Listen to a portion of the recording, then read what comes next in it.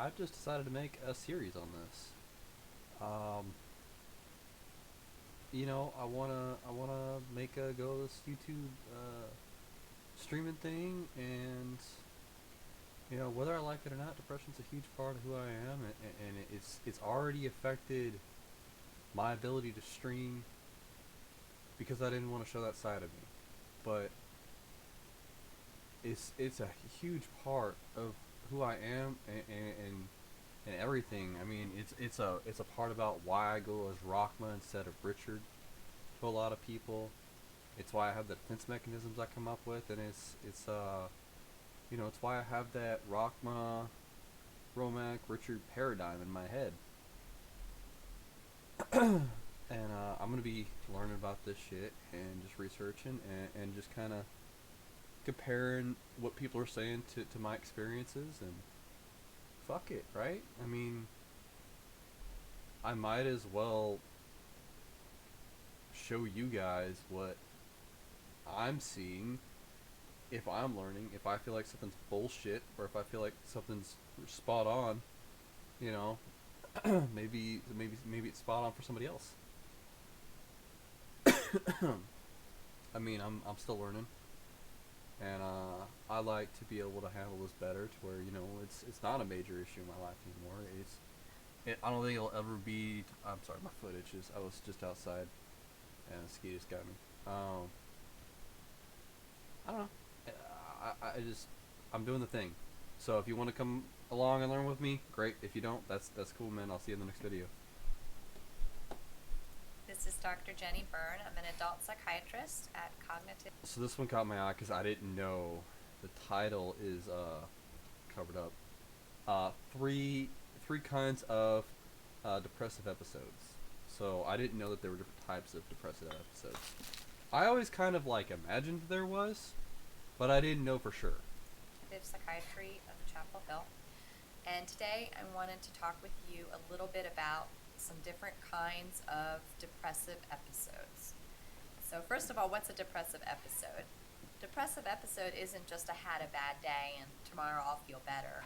Depressive episode is when you feel really down in the dumps for more days than not, for at least 2 weeks.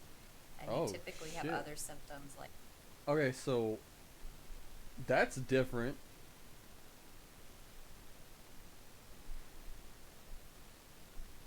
I don't want to put this. So very rarely am I at the point where I feel okay and happy and I'm in that Rockma state for extended periods of time. That's what I'm always chasing. But I don't feel. I would say the majority of my time, I feel like 15 to 20%. You know what I mean? Like 15 to 20% less than what I think I should. Um,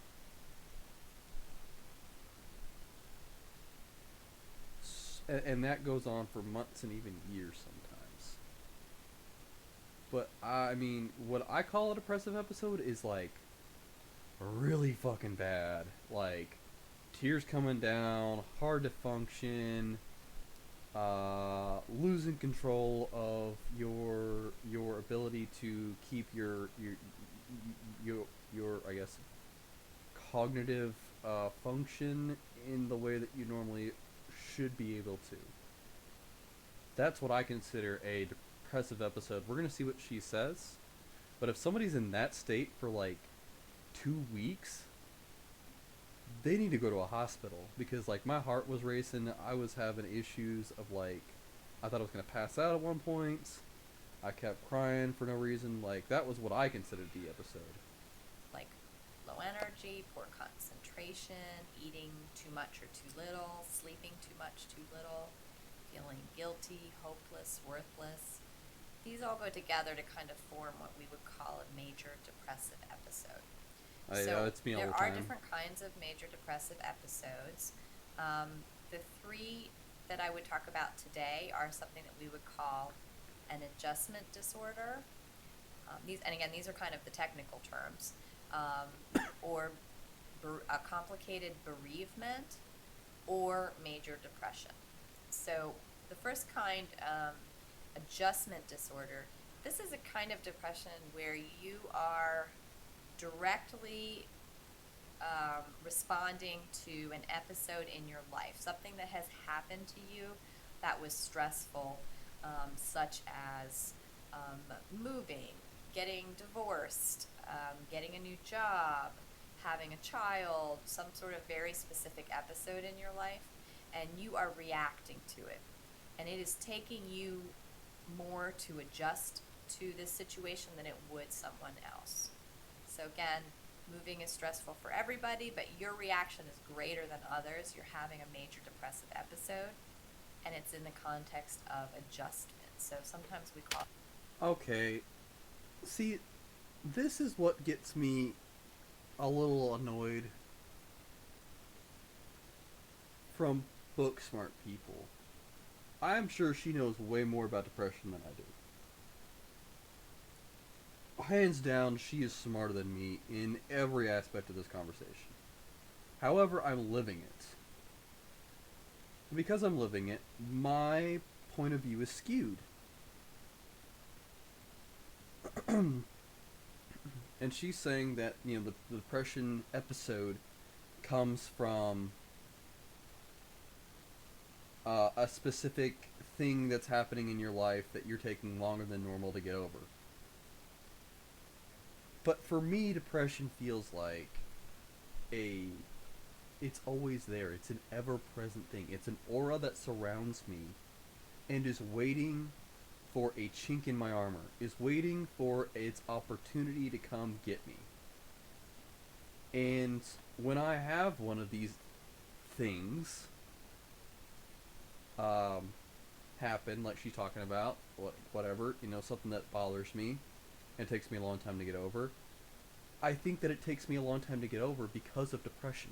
I think that depression, at least in my opinion, how I feel, is that it exacerbates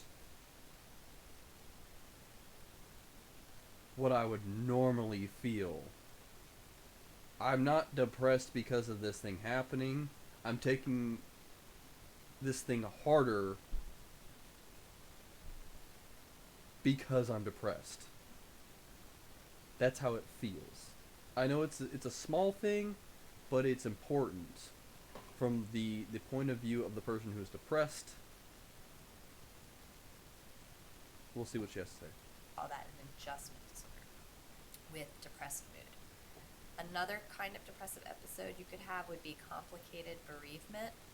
This is when someone close to you has died and you are grieving their loss, but your grief has progressed into a major depressive episode.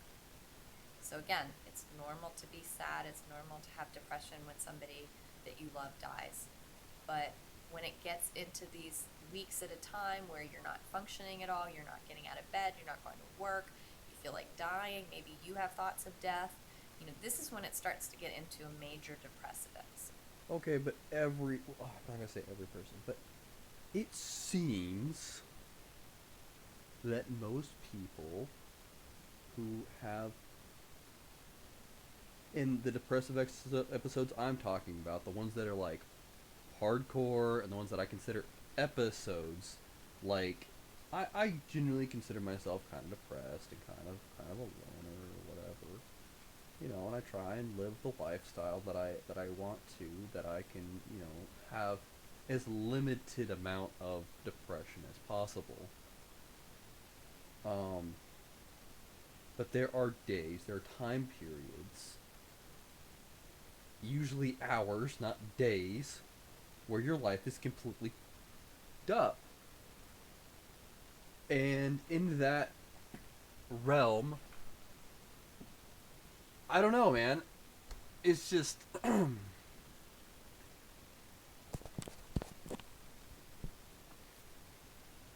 in that realm, it just seems like I can quantify, like, this was the time that I was feeling really depressed. This was my episode. Like, right now, I would consider myself out of the episode. I would consider myself recovering. And I know I'm recovering because I'm not feeling that stress. I'm not feeling that hopelessness. I'm sad. Of course, I'm sad. I'm always sad. I'm frustrated, and I have anxiety about what's going to happen and how I'm going to be treated, and what happens when it happens again. Like, all these things are normal depression things. But I'm not like about to cry.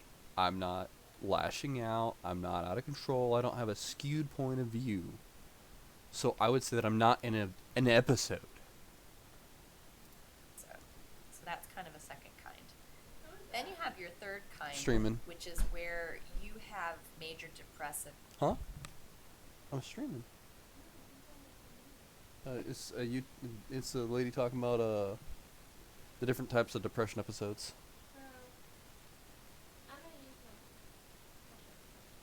All right, sounds good. Disorder, and that's where there's Right. no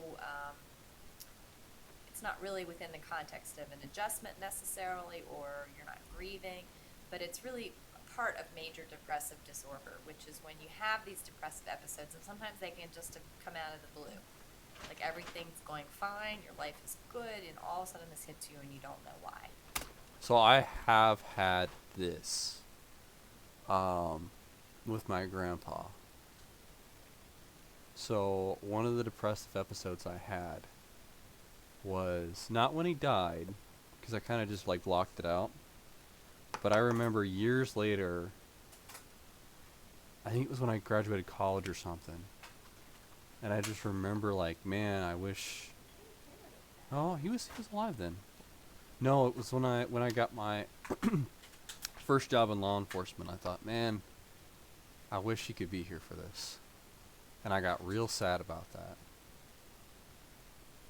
And it was like out of the blue, like on my way to the building. It was like my first or second week, and I just remember praying a lot.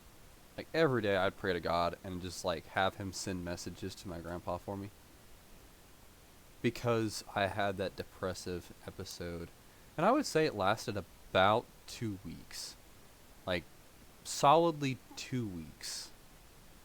Um, yeah, I was sad. It was really sad, but you know, it was just that longing, man. It wasn't even about him dying. It was just that, God, I wish he was here. What would he say? What would he think? All that. And my grandfather's death stemmed from he got in a car crash on his way up to Alaska, where I'm from. Uh, and it messed him up. It hurt him real bad. It hurt my grandma too, and basically kind of made them like handicapped for the rest of their lives, and that kind of was what started the whole painkiller addiction and everything else that kind of added to his diminishing life quality. And it all really started from when they flipped their car on the way up to see me, and I've never really let myself forgive myself for that, because if it wasn't for me, they would have had a very different quality of life. But yeah, I definitely have had this for sure, and even just thinking about it, you can tell my mood changed, because I remember how I felt. I remember that depressive episode, and it was when I was at work. I thought about work, but every morning I got up, I thought about it, and when I left work, I thought about it. And basically, anytime I was driving for those 2 weeks, that's what I was thinking about, and I was thinking about it from a point of longing, from a point of like desperation. That's typically part of major depressive disorder. So why does it matter, what kind of episode it is? Your treatment and your prognosis might be different for the different kinds of episodes. So if it's major depressive disorder, it's important to know that, because it might happen again. You might have further future episodes and you want to know what to do. If it's bereavement related, it's probably related to that loss. And it's not something that necessarily will keep happening over and over again. if it's adjustment to the life stressor, as you start to adjust, in theory, some of your symptoms might get better. So all of these can be treated with psychotherapy, sometimes medication. The treatment modalities aren't really that different necessarily, but sometimes it's helpful to know what the different types of episodes are. In particular, if you have that question like, well, is this going to happen to me again? That's what I think most people worry about. So Fair. I hope that's been helpful to kind of go through a few different kinds of episodes. She's a nice lady. She is, and she knows a lot. You can tell she doesn't have major depressive issues, though, for sure. Because she's missing that insight from people. She's probably been told how people feel, but they haven't been able to communicate to her effectively. I can tell she's probably talked to some people that have been very depressed, and she's probably studied it. She's extremely knowledgeable, probably by all that fucking plaque work on the back of her. But I mean, you can tell, man. So we're gonna go to 8 signs of major depressive disorder.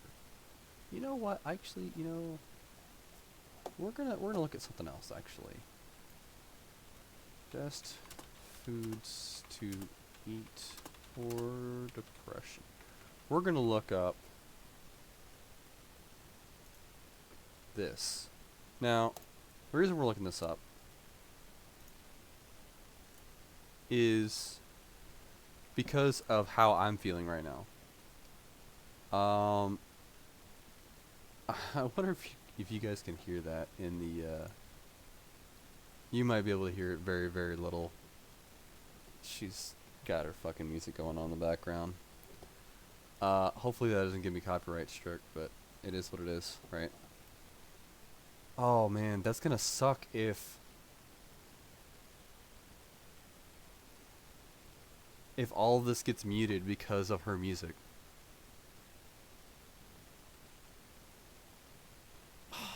Dude, that's gonna suck. I hope it doesn't. I really hope it doesn't. Give me just 1 sec.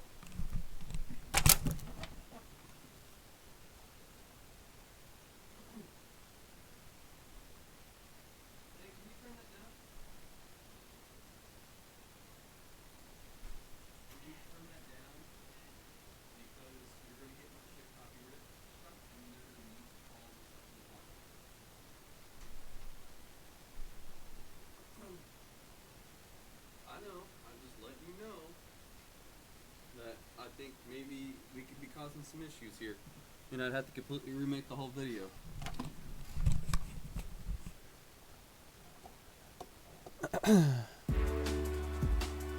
Oh, so why we're watching this. This is about foods you can eat that may help with depression. So after you have an episode, we talked about how you've been fighting the whole time last video. And it was important for me to make this video because you got to see me in the episode, recovering from the episode, and now I'm at the end of my day. I still probably to look tired as fuck right now. Like, I look really tired. I'm sure. Oh look, Asmongold's had a new video. ADHD brain.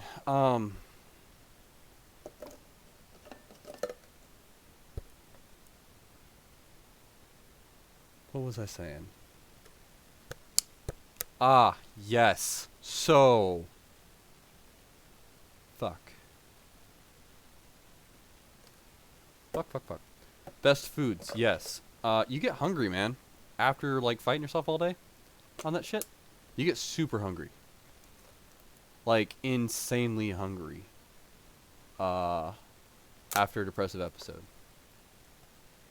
So we're gonna watch that. I'm actually gonna end this stream and come back just in case that other stream got ruined by all of the music.